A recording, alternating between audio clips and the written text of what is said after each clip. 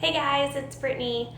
I'm filming in a different location. Typically I film in our bedroom. It's quieter and I'm not as many distractions, but my husband is working and his office is also located in there, and so see, distractions. So we're just gonna try to make do, and it is also quiet time, so I'm going to try to be quiet and not have a ton of distractions. Let's go ahead and get started with my 28-week pregnancy update. It's hard to believe that I'm already in my third trimester. This pregnancy is flying by. There we go. And it's going to be baby time in no time. We do plan to have a home birth again, so I need to make it to at least 37 weeks.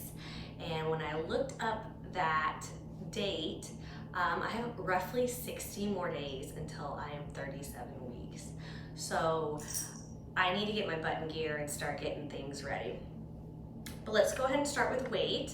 I am up to 168 pounds. I don't remember, I think my last update I was approaching the 30-pound mark, so I think like probably 163.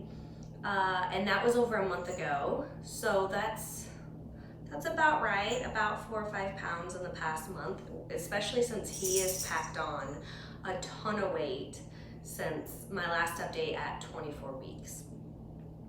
My symptoms so far for between 24 and 28 weeks now, it's been about a month. The Braxton Hicks have definitely started to pick up. They've increased in intensity and frequency, and just overall are a bigger part of my daily life.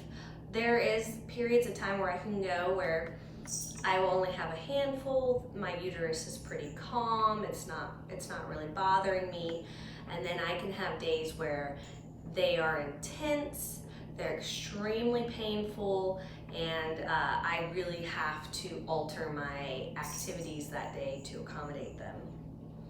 Another thing I've already started to experience is the oh so pleasant lightening crotch. Typically that doesn't happen until the last month of pregnancy or so, but I think due to this being our 6th child, I am experiencing already.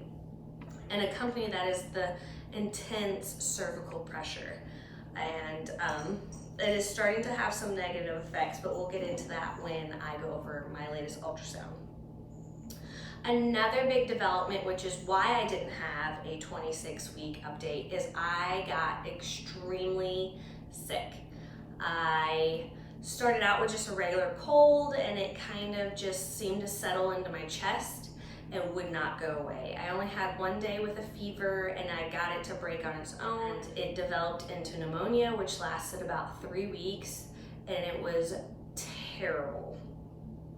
I think there should be like a rule that if you're pregnant, you can't get sick, because it was miserable of, coughing fits, of trying to catch your breath, having a contraction, and then trying not to pee your pants while coughing. Like it was miserable. But I'm finally on the mend. I've probably been about 5 days without a cough and finally feeling back to myself, which is wonderful.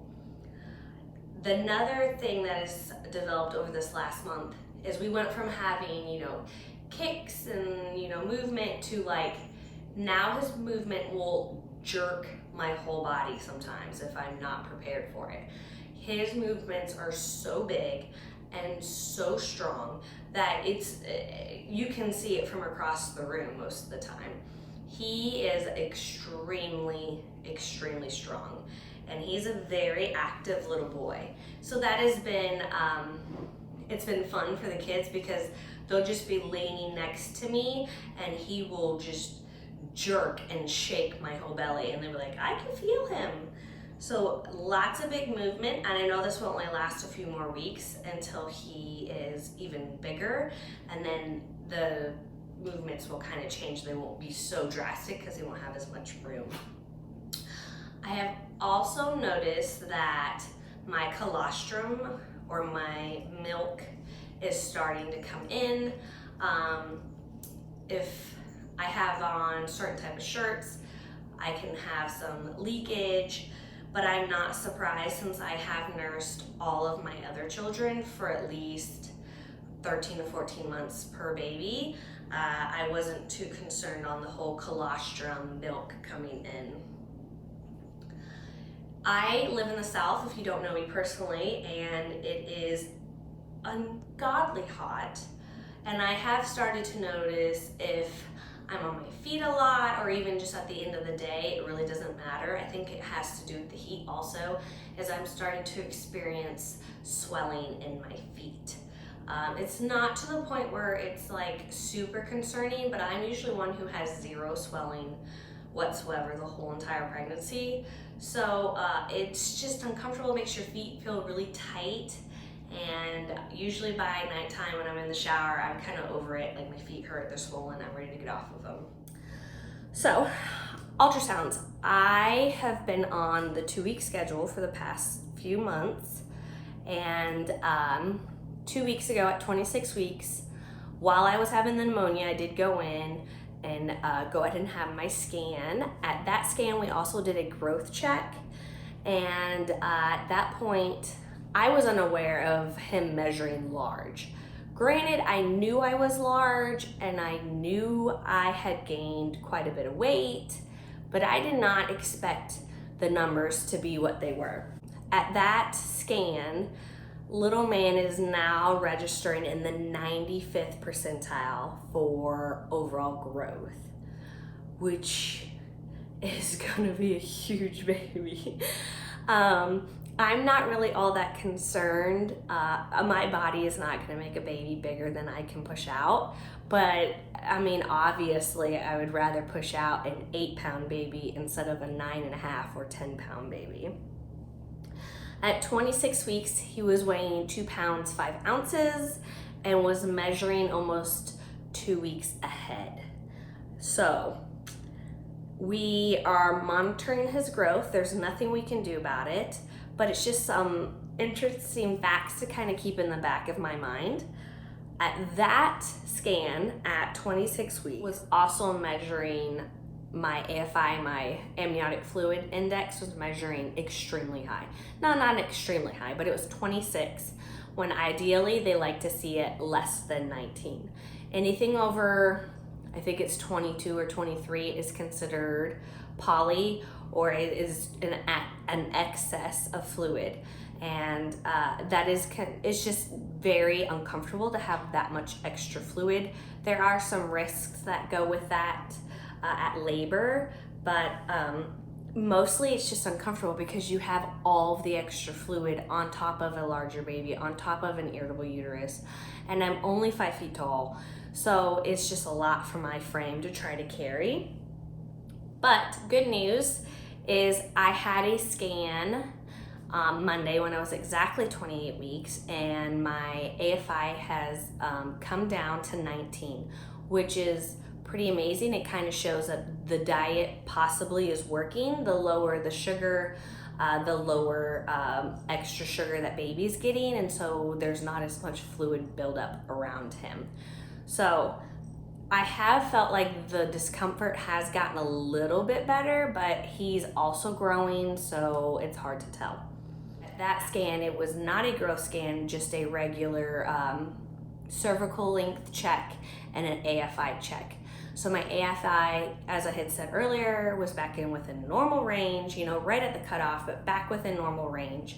However, I have finally hit that point where my cervix is starting to shorten. And I had been saying to myself and to my husband, you know, if at 28 weeks, nothing has changed, I'm not going to even bat an eye. Usually go on bed rest right around this time, so this is when I was anticipating it happening, but I was crossing my fingers that for some reason this pregnancy, you know, would go a little different, and clearly it's not. It was a little alarming to discover that my cervix has shortened down to about 2 centimeters, which puts me at about 50% effaced. I am not dilating, which is good. I am soft, which is pretty typical for a woman who's had multiple children. But the shortening, especially the sudden loss of length, I went from a 3.5 down to a 2 over a 2-week span, is a little alarming. There's nothing more we can necessarily do. My doctors don't believe in what I think it's tachycardia or any of the medications to prevent contractions. I'm already on the McKenna shots. So the next thing, and even some of my doctors from one to the other will disagree, is the modified bed rest. So I am now officially on modified bed rest, and I am trying to take it easy as much as possible, stay off my feet. This week I have probably pushed it a little bit to see. I go again Monday for an ultrasound to see if this level of modified bed rest is okay, or if I need to be stricter with it. I'm listening to my body. I will get up and do something, and then I will go, not only do I need to sit down, but I need to lay down. I need to get all the pressure off of my cervix.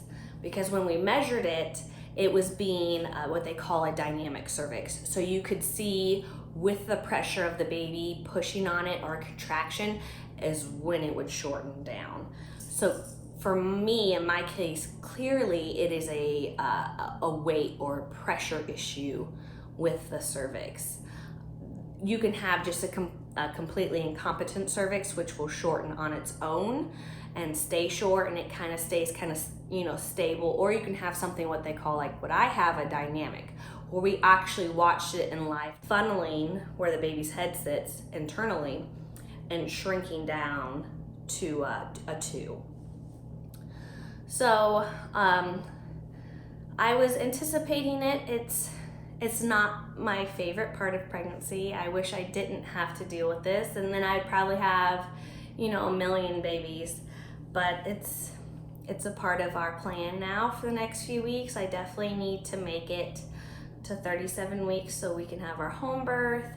Ultimately, 35 weeks is really my first goal. And then after that, 37. And anything after 37 is fine with me. I've never made it to my due date with any of my children, so I don't anticipate me doing it. But if I do, that would be really cool because I'm due Veterans Day. So that's it for ultrasound and medical statistic updates. As far as any more baby prep, 0 has happened.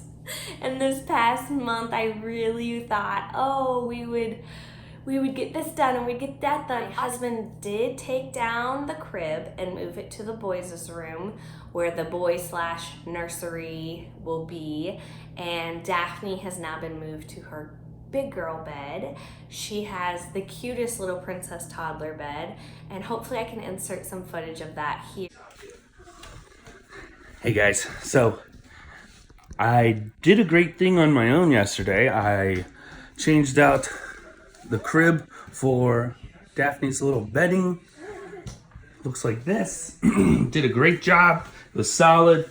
We bought 2 of them a few years ago, and we decided to keep one and sell one. This was a brand new one, but it's been in our attic for a few years. We were worried that it was warped from the heat, or something was cracked, and we just never knew. But I finally, on my own, while Brittany was out doing errands, she was at the doctor, I think. But while she was out, I came in here on my own, and I just took the crib apart, put the bed up. Turned out really nice. And here's the crib. Since baby Huxley's gonna be sleeping in the boys' room, at the crib here, looks pretty nice. Fits perfect. A few inches of space on each side. So if you look, it's as soon as you walk in, we got the boys' room. We're not done decorating. We got some ideas floating around. We'll take the pink roses out. But, so I wasn't able to put this cool video together that had me taking the crib apart and doing all this and whatnot. So I'm coming to you after the fact. We're gonna talk about it now. How's my hair? Yeah, you should have seen it before I went ahead and did it, just because I'm not camera ready. That's success. It's a wake up.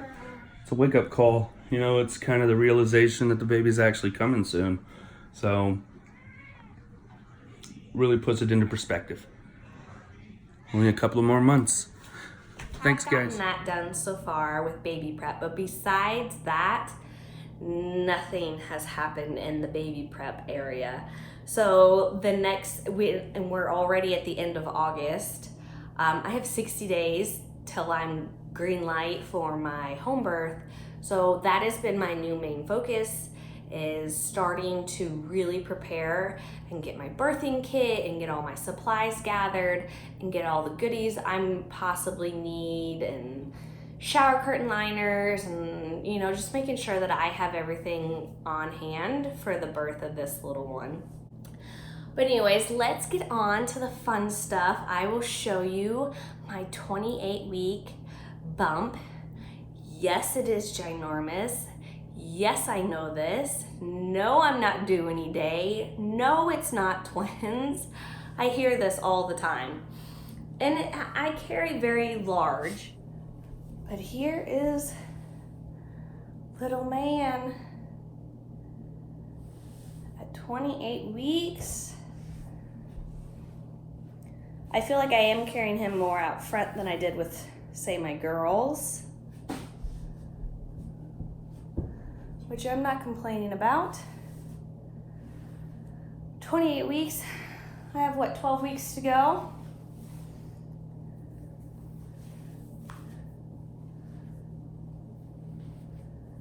There it is.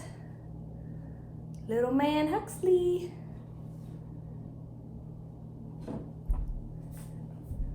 And depending on the day and his position, kind of depends on if I have an outie or an innie.